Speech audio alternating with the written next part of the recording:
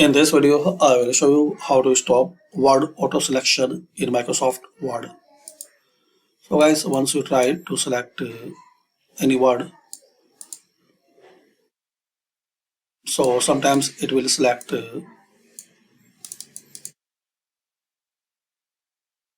some more space.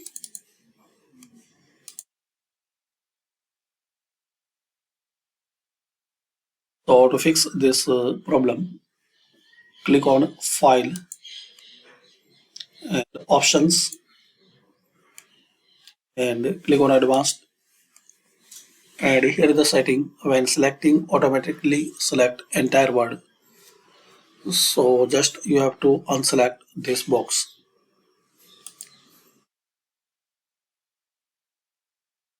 And, click on OK. Now you can select exact text, letter, or sentence word which you need,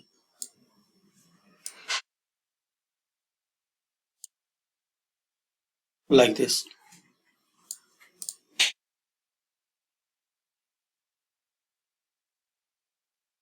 So thanks for watching. Comment this video useful for you.